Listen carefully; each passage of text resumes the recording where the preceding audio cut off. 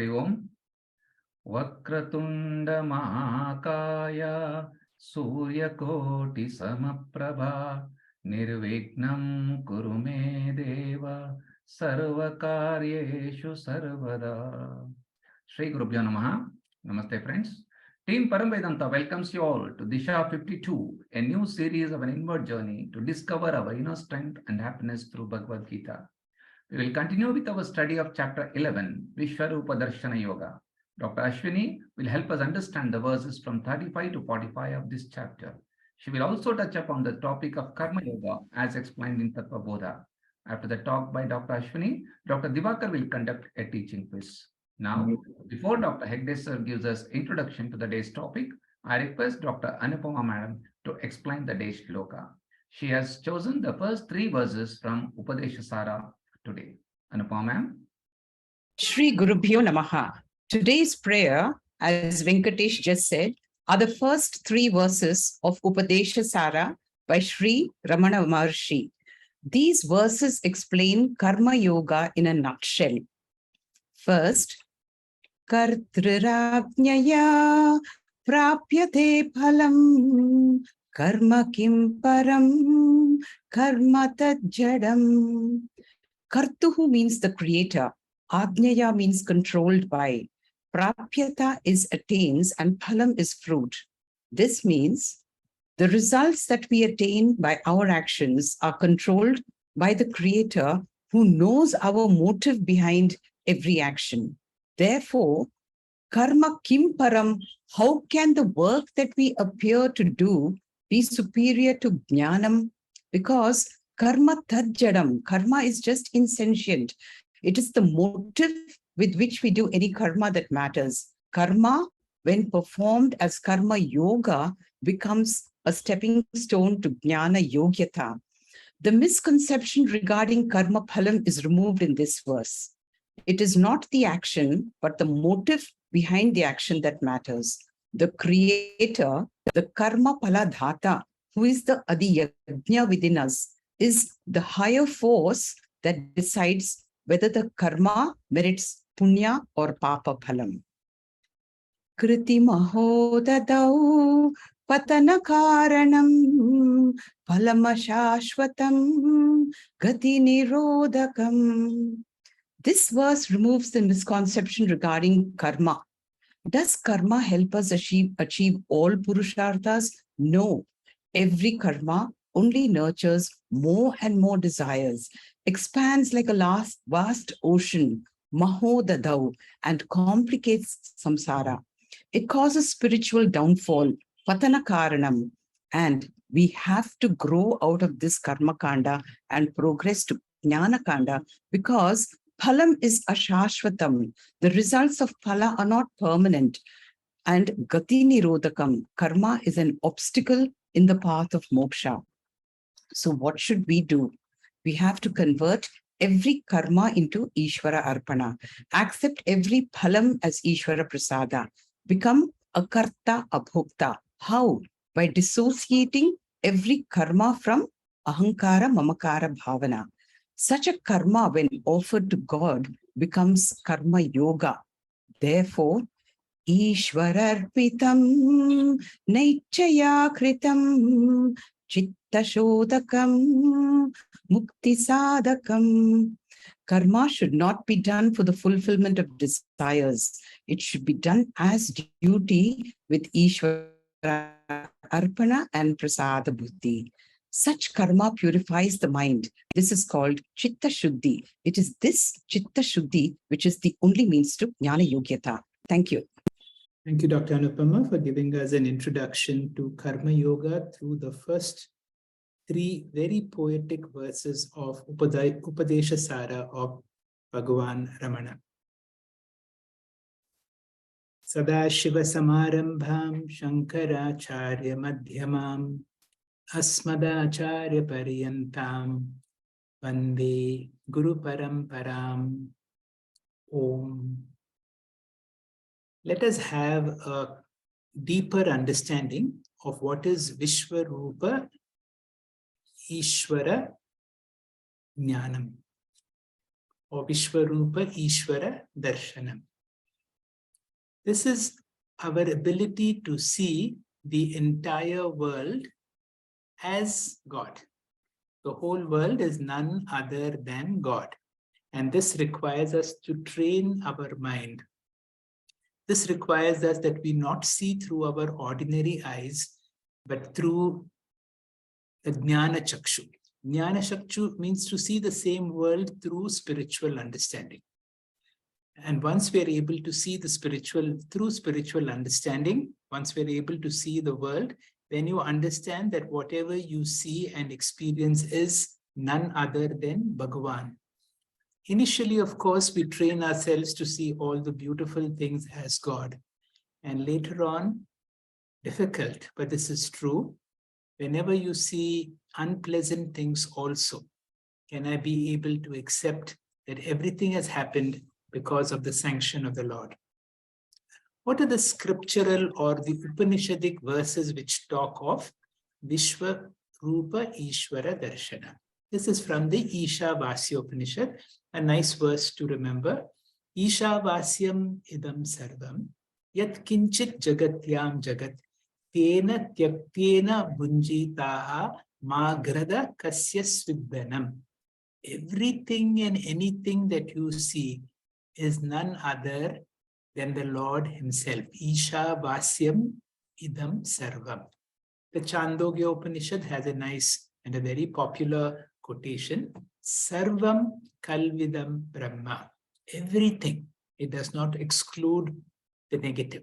Everything and anything is none other than Brahma. The fundamental teaching of Advaita Vedanta is this. There is only one reality, that is Brahman. The world that we see and experience is mithya. Now, sometimes this can be a little contradictory. On the one hand, both through scriptural, that means Upanishadic, and the Gita, we are training ourselves to say everything and everything that I see is God.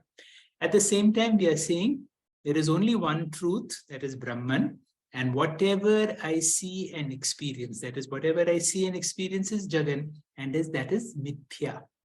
So when you say mithya, you should be very clear about what mithya is. Sometimes we say mithya is unreal. So that is not the correct translation of mithya. The word mithya does not mean an illusion. It does not mean something that is non-existent. It means that something that appears, that thing that is constantly changing, that is there for the time being, but that is not there all the time.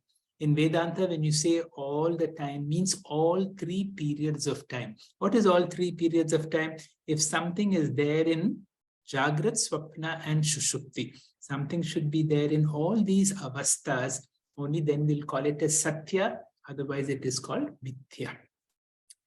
Also, by definition, Mithya is dependent on Satya. It has got a dependent existence. Now, here is the problem that we need to analyze. What is the problem? On the one hand, the Shruti and the Gita says everything that you experience is Viśva, rūpa, Ishvara. On the other hand, we have the most fundamental, non-compromising statement of Advaita Vedanta. Brahman is the only reality. Everything else is mithya, or of a lower order of reality. Now, if you take it as lower order of reality, then it becomes easy to understand what Sri Krishna is trying to educate us about Viśva, rūpa, Ishvara, darśanam.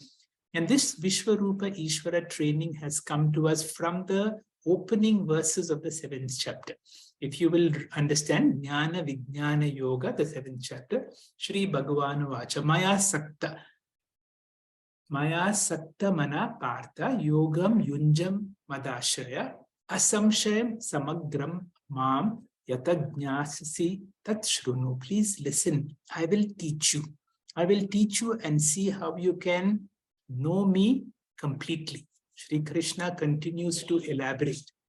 I will tell you not only about Jnanam, sa Vijnanam idam. Vakshyami asheshataha. I will tell you completely. Yat jnatva neha bhuyam that, once you know this, there is nothing worth knowing that will remain. So Shri Krishna begins the 7th chapter and he begins to say, there are two things that you should know. What is jnanam and what is vijnanam? All that I can see and experience with my sense organs is called saguna, because it has got gunas, it has got attributes, and because it has got attributes, through my sense organs, I'm able to see it. Whereas vijnanam has no attributes. That is, the seer, the higher self, or Brahman, or Atma, is nirguna. It has no attributes. There is plurality or multiplicity in the world of experiences, whereas the seer is only one. You will see differences, and this is also called aparavidya, whereas the knower is the higher knowledge of paravidya. There is an important verse, that is verse number 5, where Shri Krishna introduces to his higher nature. He says, other than this world of experiences, he introduces you to the one who is seeing the whole world. Jiva bhutam mahabhavo yayedam dharayate jagat. I am seeing so many things. Who is the one who is the seer? That seer is the jiva, is the atma. And Shri Krishna says, it is this atma tattva in all of us, in each one of us, that common factor which is sustaining the whole universe. Difficult to believe, but this is what is true. Shri Krishna then introduces something about the truer nature of the Lord as mattaha parataram nanyat kinchidasti dhananjaya. There is no cause for me. My sarvam idam protam sutre manigana eva. Just like the string that holds all the beads together, but which cannot be seen, I am that principle that is holding everything together. My sarvam idam protam. I pervade everything in an imperceptible manner. Sutre manigana eva. That which is holding everything together. These are verses that we need to spend a long time to be able to meditate and then slowly internalize that when Shri Krishna is saying, my sarvam idam protam, that my should become the consciousness principle within us. That consciousness principle within us is the one that is pervading everything, and that is which is sustaining everything. Let us reinforce this understanding by knowing these two fundamental laws of Vedanta, which talk about our true nature.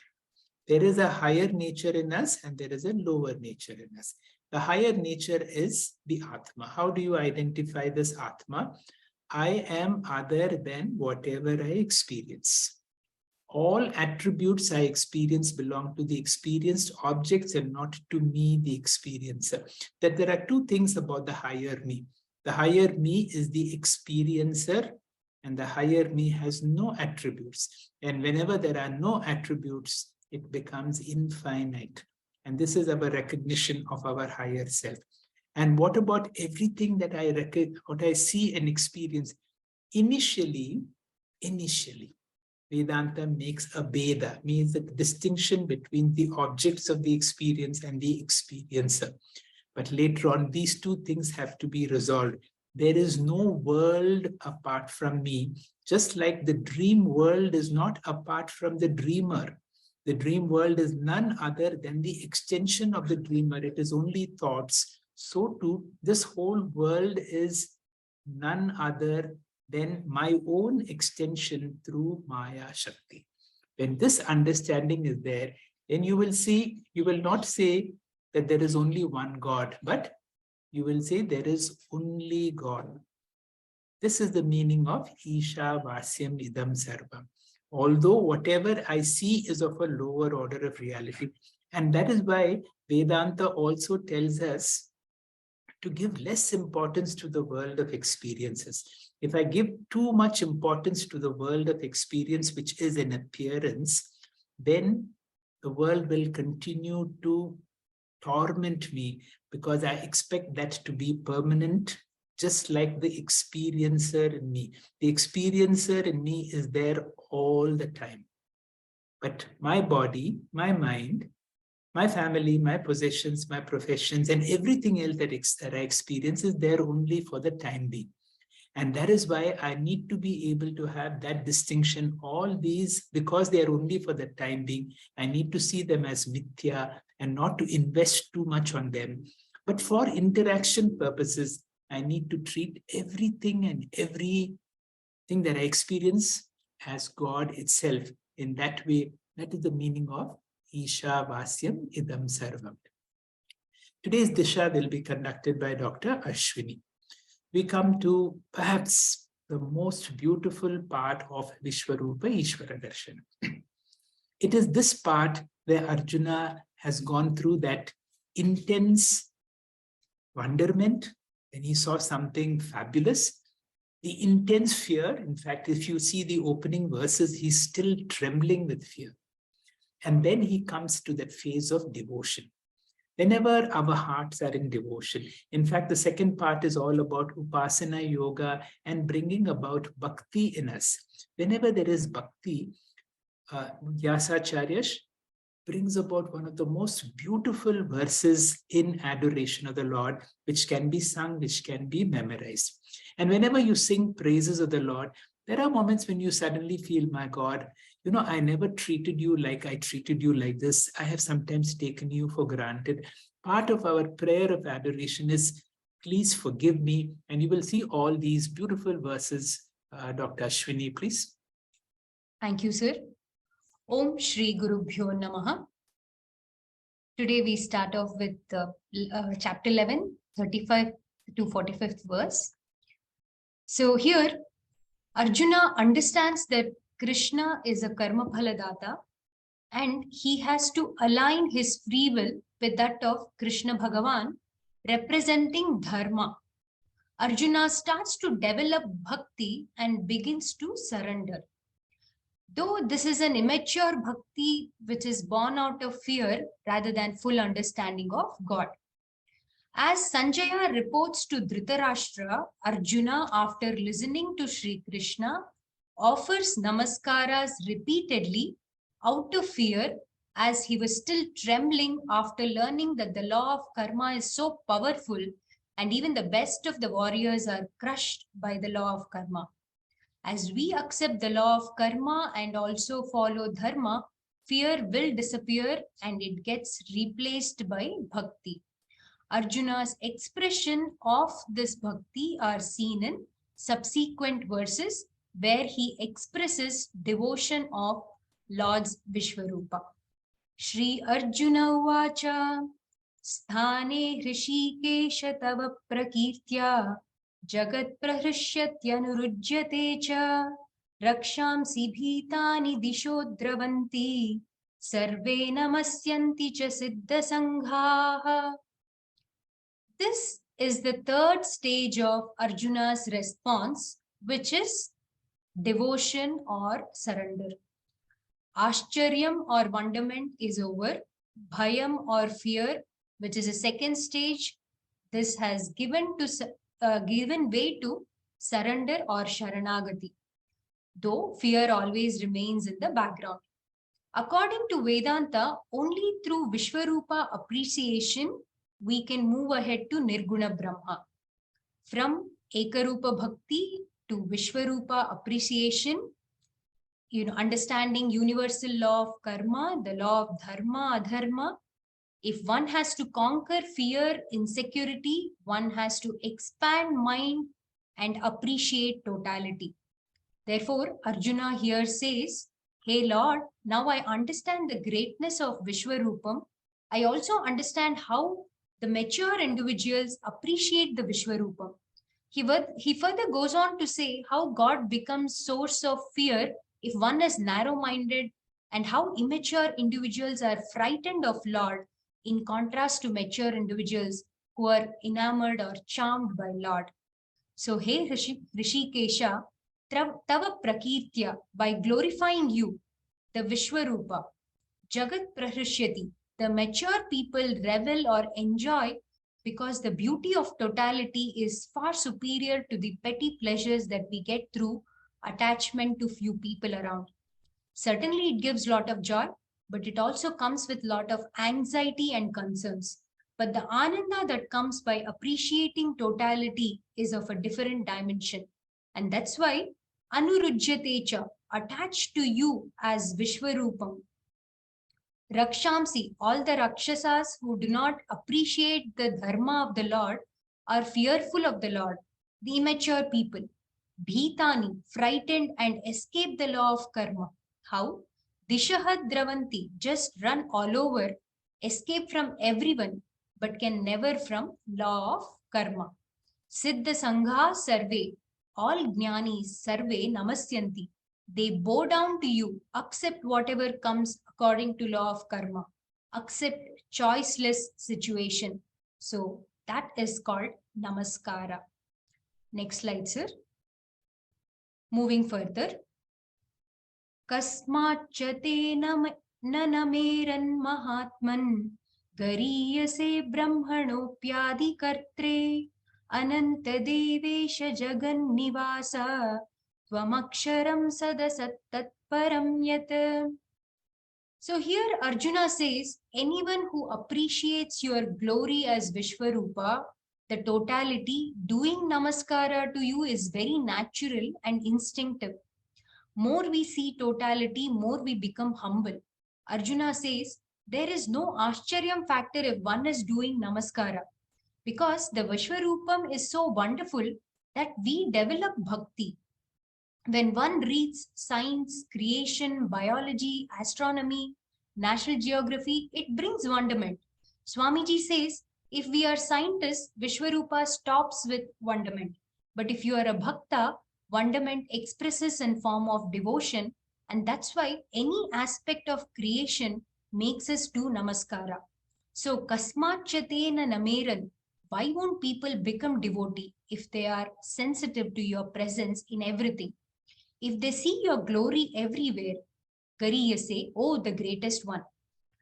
Brahmanopyadi kartre, one who is the creator of even Brahmaji.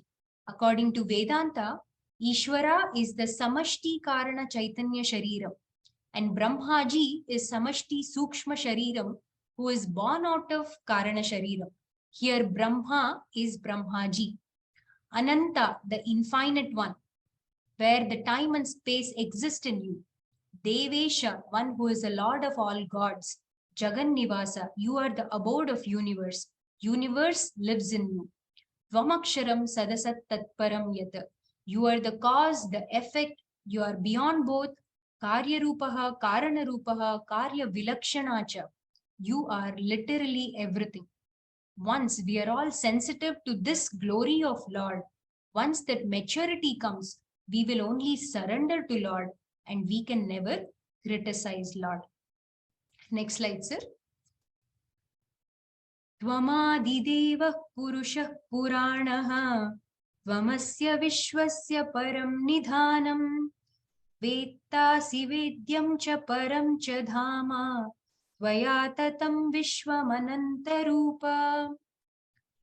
You are the primal God, the ancient Purusha. You are the supreme ground of dissolution of this universe.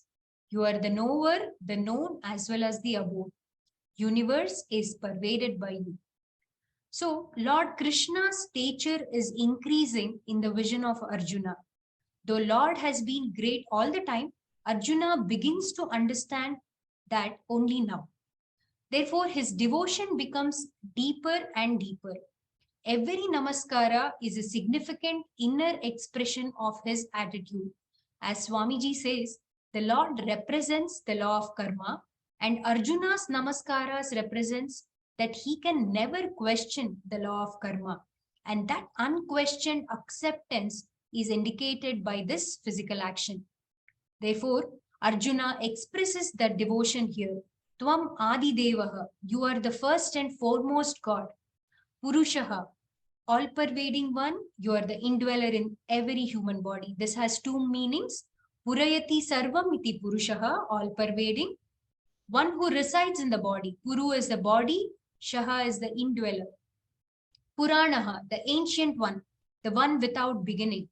Tvamasya Vishwasya Param Nidhanam, ground of dissolution or destruction, where the whole creation dissolves or resolves. Layasthanam, Pralayasthanam. And we call Lord as ultimate resolution ground because scriptures describe it as a gradual process. All living beings are resolved into Prithvihi. Therefore, earth becomes Layasthanam for all plants, animals, insects. Then earth itself dissolves into Jalam, Jalam into Agnihi, Agnihi into Vayuhu, Vayuhu into Akasham, Akasham into Brahmatattva. Hence, Brahman is called the ultimate resolution ground. Vettasi Vedyam Cha. Veda is the Bhokta Jiva. He is a sentient, experiencing living being. He is called Veda. Vedyam is the insentient object of experience. Here, Pramata or Bhokta or the subject or the sentient is the Veda. Prameyam, Bhogyam or object or the insentient is the Vedyam. Hence Arjuna says, you are the mixture of Chetana and Achetana Tattva. Paramcha Dhama, beyond both Bhokta and Bhogyam. Ultimate reality, neither experiencer nor the experienced, means you are the absolute consciousness. Paramcha Dhama means which is beyond Turiya Tattva, Turiya Chaitanyam, in which all the knowers as well as the object of knowledge rest. In short, Tvaya Tatam Viśva Ananta rūpa, O Lord, the entire universe is pervaded by you as Turiyam. You are the substratum upon which the relative world rests. Tvaya, by you, the Turiyam. Turiyam, the absolute Vishwam Tatham. The universe is pervaded. If we remember, Vishva Taijasa Prajna and Stula Sukshma Karana. So you are the both the relative as well as the absolute. So Tvaya Tatam Vishwam. He Ananta Rūpa, He Ishvara. Next slide, sir. Vayuryamo Agnir Varunah Shashankaha Prajapatisthvam Prapitamahascha Namo Namastestu Sahasrakritvaha Punascha Bhuyopi Namo Namaste. Vayuhu, wind or air, Yama, the Kalatattvam, Agnihi, fire, Varunaha, water, Shashankaha, the moon, Prajapatihi, there are 14 of them, Prapitamaha, great-grandfather, Sahasrakritva, 1,000-fold, Namaha Namaha, salutations, Punaha Punaha, again and again. Arjuna is offering 1,000-fold salutations to the one and only powerful Adikaranam. The logic here is, effects do not exist separate from cause, or cause alone appears as manifold effects. So applying this principle, Arjuna says, O Lord, you the cause alone are in the form of all jivas mentioned. Prajapatihi, there are 14 of them.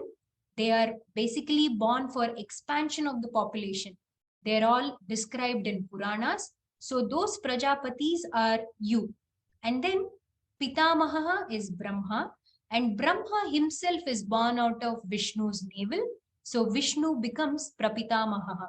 So more he thinks, he feels like offering his namaskaras. Next slide, sir. Namah purastadatha prushtataste Namostu te sarvata eva sarva Ananta viryamita vikramastvam Sarvam samapnoshi tatosi sarvaha. Though Arjuna has offered 1,000 namaskarams, he doesn't seem satisfied. He further goes on to say, Namah purastate, in front of you, Prishtataha, from behind. He means Sarvata eva namaskara. I offer namaskarams all around because he is in the form of everything in the creation. Ananta virya mita vikramastvam, one who has got infinite strength or power. Sarvam samapnoshi, one who pervades everything. Therefore, tatosi sarvaha, you are everything. Like Swamiji says, Gold pervades all the ornaments. Then he says, there is no question of gold pervading all ornaments. In fact, gold is in the form of all ornaments. Hence, tatosi sarvaha. Next slide, sir. Sakheti matva prasabham yaduktam. He Krishna, he Yadava, he Sakheti. Ajanata mahimanam tavedam. Maya pramadat pranayena vapi. Arjuna thinks about past now. He has understood that Krishna is not an ordinary jiva, but Bhagavān himself who deserves all the namaskaras. He now knows how to respect the Lord, and in the past, Arjuna has treated Lord Krishna only as his friend, and therefore he has never respected the Lord that he deserves. Arjuna starts to feel bad about it, and he asks for forgiveness in these verses. Hey Krishna, Sakha iti matva, since I thought you are an ordinary human being and that you are a friend of mine, I must have used irreverent words. Prasabham yat uktvam, rudely, impolitely addressed you like, hey Yadava, hey Krishna. But it is not because of disrespect, but just because of sheer ignorance. Tava mahimanam ajanat. Since you have taken an ordinary human form, your real glory was not known. Pranayena, because of Arjuna's closeness, he might have used such expressions. Maya pramadat, inadvertently. Please do not take it to your heart. Yaccha vahasartham asatkritosi vihara shayyasana bhojaneshu yekothavappyachyuta tatsamaksham tatshamaye tvamaham aprameyam. Arjuna, now realizing that he might have insulted Lord several times for the sake of fun, avahasartham asatkritaha asi, only because he is a friend. Vihara shayyasana bhojaneshu, since Arjuna and Krishna were intimate friends, they have been together on several occasions like playing, eating together. He might have played several pranks and thus in the process has insulted Lord. Therefore, Arjuna seeks for forgiveness and also is sure that he will forgive because Lord is aprameyam, who is matchless or incomparable. Pitasi lokasya characharasya vamasya pujyascha gurur kariyan natvat samosyabhyadikah kutonyo lokatrayepya pratima prabhavaha. In Vedantic teaching, the first stage is Bhagavān creates the world. The second stage is Bhagavān himself becomes as world. And third stage, Bhagavān appears as world without undergoing any change. First stage is Nimitta Karana Ishvara or Ekarupa Ishvara. Second, Upadana Karana Ishvara or Aneka Rupa Ishvara. Third is Vivarta Upadana Ishvara or Arupa Ishvara. Arjuna brings in both. He says Bhagavān is father of the world and Bhagavān is the world. Therefore, Pitasi Lokasya, entire creation consisting of Chara Acharasya, moving, non-moving, Tvam Pujya Guruhu.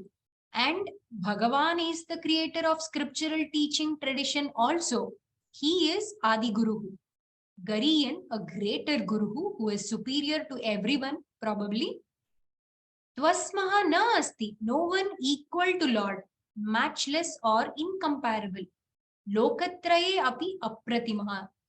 Even in all the three worlds, you are the matchless one. Also, Prabhavaha, Lord of matchless glory.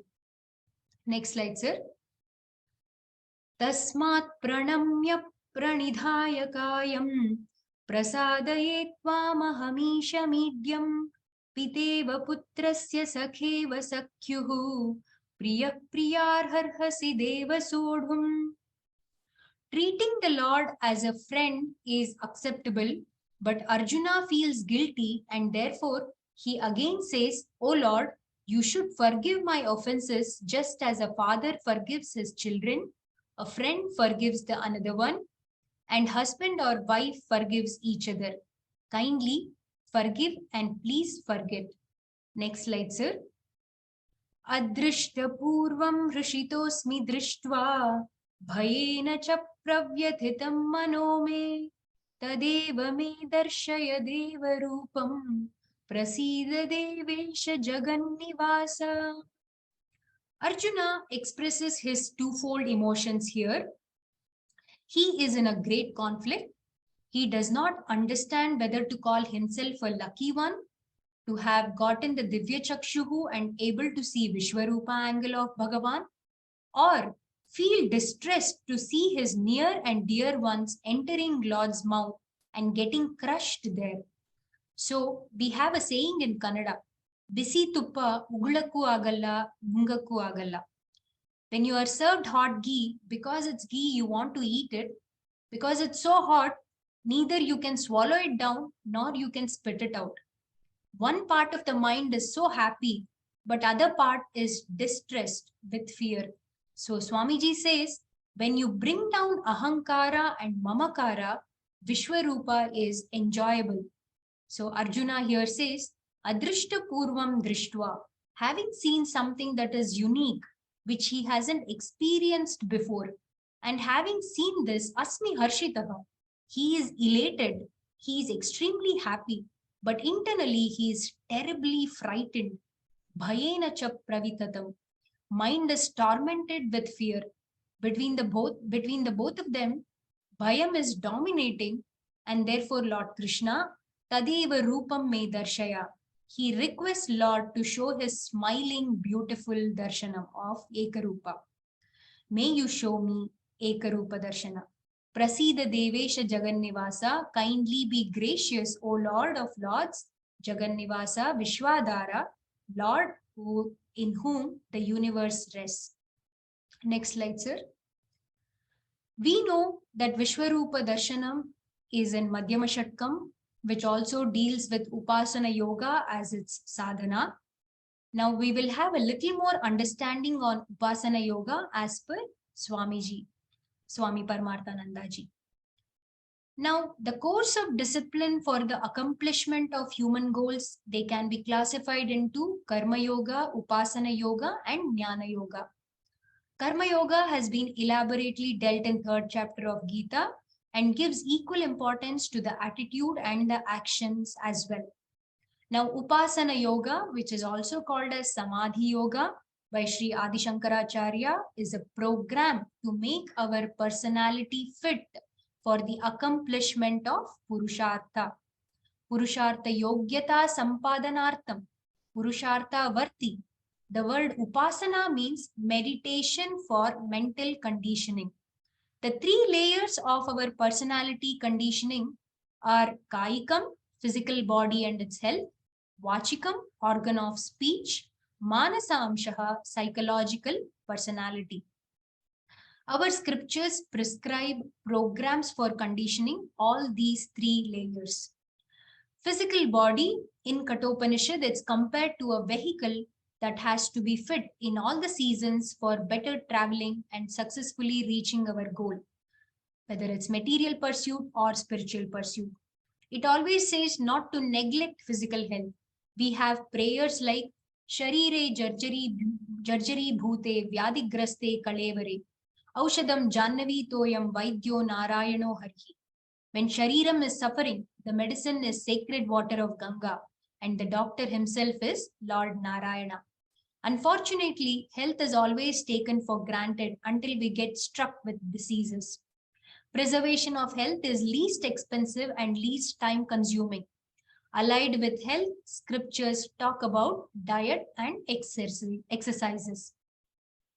The next layer is Vachikamshaha, speech discipline, is beautifully explained by Lord Krishna in 17th chapter, where he talks about 4-fold characteristics: Anudvegakaram, harmless, which doesn't hurt anyone; Satyam, truthfulness; Priyam, agreeable; soft, slow, polite, Mangala Shabdam; Hitam, helpful, good to a listener. The 3rd layer is Manasamshaha, where meditation programs are included for mental conditioning. As we all experience, mind is a subtle instrument and is most easy to control. And I'm sorry, it is not easy to control. Therefore, any yoga shastra includes body speech conditioning and then enters into the mind. All forms of meditation can be classified into, first one is relaxation meditation. Here the aim is to relax mind in particular, all other parts of the body in general. This can be termed as de-stressing meditation. Here repeating a mantra, watching breath, or even repeating Shantihi can be used. Focusing meditation is the second one. This is also concentration meditation. It helps the mind to develop attention and attention span. This is important for all age groups, whether studying or listening to a class, etc.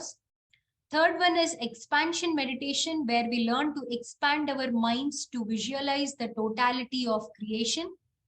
It is the meditation of creation itself, stars, galaxies, rivers, mountains, birds, animals, and even human beings.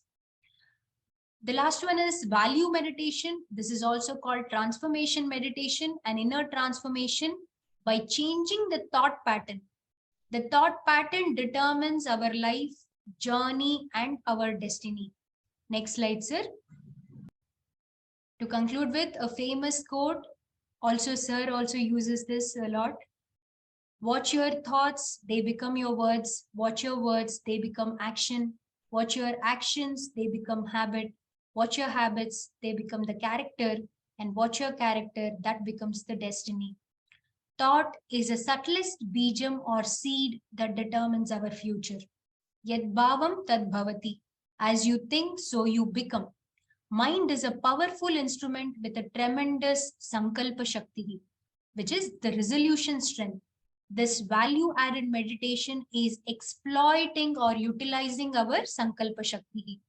All these forms of meditation make the mind healthy and purushartha-varti. The teamwork of the body, speech, and mind is very important to build a worthy personality to accomplish purusharthas, the most important one being moksha. So the scheme prescribed by Shastras is Upasana Yoga, otherwise called Samadhi Yoga or Ashtanga Yoga. Thank you for the opportunity, sir. Om Shri Gurubhyo Namaha. Thank you very much, Dr. Ashwini. That was absolutely brilliant. Brilliant because you chanted all the words, all the verses very clearly. Fortunately, you got a very nice set of verses where Arjuna is expressing devotion in one of the most poetic verses of the Gita. Nice for us to remember and understand when you want to express your devotion to the Lord, and also to express forgiveness because we have not treated the Lord as he should have been. You explained Upasana Yoga very clearly. Those who have listened to this talk very alertly will now be able to answer all the questions. Now remember, these questions can be answered only by one who has heard this diligently. Sometimes it may be useful to listen to this video once again. And this teaching quiz will be conducted by Dr. Divakar. Dr. Divakar, please. Thank you, sir. Om Shri Gurubhyo Namaha. Srimati Mamta Shankar has kindly accepted to answer these questions. The first question is, what is the material cause of the universe? So there is an example which is given. If you take the example of wood and the furniture, the material cause of the furniture is the wood and the intelligent cause is the carpenter. So when it comes to the universe, the intelligent cause is the God. What is the material cause of the universe? Is it God? Indeed, it is God. So we know that God is both the nimitta karanam, which is the intelligent cause, as well as the upadana karanam, which is the material cause. We'll move to the next question, which is based on this previous question. Now, when we know that, when we look at any ornaments, we know that it is pervaded by and it contains only the gold. Therefore, ornament darshanam is gold darshanam. The same example can be taken to furniture. Furniture darshanam is wood darshanam. And what about the universe darshanam? the Viśva rūpam that we see, what are we seeing? So these are all the examples given by Swamiji, and we have taken the verbatim. Is it Ishvara or God Darshana? Indeed, Vishwarupa Darshanam is nothing but the visualization of the God. Vishwarupa is the manifestation of the God. We'll move to the next question. So, in the Vishwarupa Yoga, we know that Arjuna goes through different stages of emotion. So, what is the correct sequence of emotions that he goes through? Option 1, is it wonderment, devotion, and fear? Option 2, fear, devotion, and wonderment. Option 3, wonderment, fear, and devotion. And option 4, fear, wonderment, and devotion. I think it is wonderment followed by fear and then devotion. Option 3, that is right. Absolutely right. First is Ascharyam, then it is Bhayam, then it is devotion. We saw the verses relating to devotion in this topic today. Next question. Universal harmony is governed by, is it Ishvara or karmas, or is it law of karma or Brahman? Bit of a trick question. Not sure. I'll try Ishvara. Is it Ishvara? Okay. Actual answer is law of karma, because it is indeed our own karmas which determines our own papas and punyas, which determines whatever we experience. And Ishvara is just like a judge who dispenses whatever we are worthy of. So the actual answer is law of karma. It was a bit of a trick question. Arjuna surrenders to Vishwarupa. What does this mean? And this was explained clearly in today's talk. Arjuna is wonderstruck with creation, so he is in awe of the creator and therefore he surrenders. Option 2, Arjuna is frightened. He's got bhayam because of the fearful teeth that he sees, which is representing destructive power. So he surrenders to this power of the destroyer. Option 3, is it both A and B? And option 4, he understands that God is only a karma phaladata. So he's frightened by the power of law of karma and therefore surrenders. I will go with the third one, which is both 1 and 2. Right. This is following on from the previous question. The actual answer, as explained by Swamiji, who really makes a lot of sense and it brings it to the relevance to all of us. Arjuna gets frightened with the power of law of karma, because Krishna says that he's already killed Bhishma, Drona, and everybody. That is because their prarabdhas were ending because of their own law of karma. So Arjuna gets frightened, and that is what it means in this context. The next question. In this verse 11.36, Rakshamsi Bhithani Dishodravanti.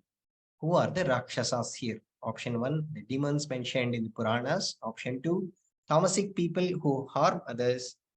Is it option 3, Raksha, people who protect others but with lot of deception and deceit? Option 4, the materialistic people who have no faith in the law of karma. It is option 4, materialistic people who have no Again, faith. Another trick question, well answered. It is the right answer. If in fact the materialistic people, Charvakas, people who don't believe in any god, they only accept the good part of it, but not the bad part or any deaths or sufferings.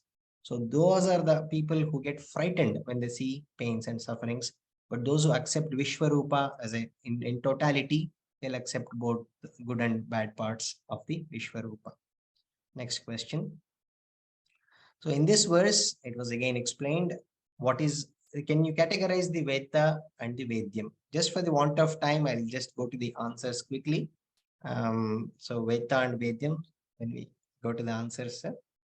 Next slide, please. Yes. Yeah. So Veda. I'll pass it. Go ahead. Yeah, Veda is the Pramata, Bhokta, subject and the sentient. Vedyam is Prameyam, Bhogyam, object, and the insentient. Again, this was covered well in this talk. Next question, sir. So in this verse, who is Prapitamaha? Is it Brahmaji, or is it Vishnu? Is it Ishvara? Is it Hiranyagarbha, or is it Brahman? It is Vishnu. It is right. Pitamaha is Brahma, but Vishnu, Brahma is born out of the Vishnu's navel. So Vishnu is the Prapitamaha. great-grandfather. Okay, so next question. We are heading to the Upasana Yoga questions. Can you match the following? There are 4 options given: proper action, proper attitude, personality development, and Purushartha Yogyata. On the right side, we have Karma Yoga, Samadhi Yoga, and Upasana Yoga. Proper action and attitude is Karma Yoga. Right. Personality development and Purushartha Yogyata is Upasana Yoga. Correct. Upasana Yoga is also called as Samadhi Yoga. So 3 plus 3 and 4 is B and C. And it is also called as Ashtanga Yoga. Next question. So in fact, Karma Yoga is also one of the Purushartha Yogyatas. Name the 3 parts of our personality. This is in the context of again Upasana Yoga. It is physical, speech, and Manasika. Correct. Kaika, which is physical, Vachika, which is speech, and Manasika, which is psychological. Next question, sir. Physical health is necessary for, is it for material gains only, or spiritual gains, or both of them? It is both. Absolutely. So even for spiritual pursuit, we need very good physical health. A lot of people think spiritual pursuit means you'll only focus on gnanam and ignore their health, but it is absolutely essential that physical health also should be taken. So there is a very famous shloka here. Vijnana sarathir yastu manah pragraha vanaraha saudhanna paramapnoti tad vishno paramam padam. Name the Upanishad from where this verse is taken and what is the significance in the context of Upasana Yoga. I'll pass it. Yeah, this is from, it's a tough question, sorry. This is from Upanishad 1.3.9. And Ratha Kalpana, the famous example, is given in this particular Upanishad. These are all the verses leading up to that. If we have the intellect, which is the driver, and that is what will determine our personality and the destiny. With the right intellect, we can control our mind, which is the reins of the chariot, and that is what will determine our journey. For spiritual pursuit, it's very important. Next question. Name 2 Shanti Patas seeking the physical well-being, which has to be fit, which is fit for our personality. One is Bhadram Karnebi. Second one I'll pass. Right. That is absolutely right. Bhadram Karnebihi is from Atharvana Veda. All the Upanishad coming in Atharvana Veda, like Mandukya, Mundaka, Prashna Upanishad has that. The other one is Omapyayantu Mamangani Vak Pranas Chakshush Sautram. It is from the Sama Veda. Both Chandogya Upanishad and Kena Upanishad, the famous Upanishads, have this Shanti Pata. Yogasya Pratamam Dwaram Vang Nirodha Parigraha. Again, where is this taken from? Is it Bhagavad Gita? Is it Yoga Sutra? Or is it Viveka Chudamani? And what is the significance? I think it is from Viveka Chudamani, but for the second question, I'll pass. Yes, it is from Viveka Chudamani, which is a very famous Prakarana Grantha by Adi Shankaracharya. Again, it's talking about verbal conditioning. And that is the first step for spiritual pursuit. Next question is also on the same speech. What are the 4 essential parameters which are required in our speech? It is Ahimsa, Hitam, Priyam, and speaking the truth. That's right. So this is explained in the 17th chapter, Shraddhataya Vibhaga Yoga, verse number 15. Anudvega Karam. Speech should not hurt anybody. Ahimsa at the speech level. We think ahimsa is only physical, but even verbal ahimsa can be very dangerous. Satyam, truthfulness. Satyam eva, satyam jayate. Here one satyam is truthfulness, other satyam is the satya, which is the essential attribute of the Brahman. Satchitananda, that's satyam. And asatyam, asatoma sadgamaya. So only through satyam we can progress in this spiritual pursuit. Speech has to be priyam, it must be pleasant, and hitam, it should be good for the listeners. Next question. Upasana Yoga includes, can you arrange them in the descending order of importance: verbal, mental, and physical discipline? It is mental, followed by verbal, and then physical. Absolutely. 213 is the right answer. First, we have to work on the kayika level, then verbal, and then mental. Next question. Name the 4 types of meditation. And this is covered today. Is it relaxation, expansion, focusing, and transformation meditation? Absolutely right. So the answer is, the first one is relaxation meditation, which is also called as de-stressing meditation. So it can be used for distress. Focusing meditation to improve our concentration. This can be practiced at all levels, particularly students. Expansion meditation, it is also called as Viśva rūpa meditation, which is visualizing the totality of the creation. And transformative meditation, which is the most important one, which is useful in changing our thought process. Next question. What is Arjavam? This is mentioned in the 16th chapter, first verse, Devasura Sampad Vibhaga Yoga. Is it balancing the overall personality? Absolutely. Personality, integration, straightforwardness is Arjavam. Abhayam Sattva Samshuddhihi Jnana Yoga Vyavasthitihi.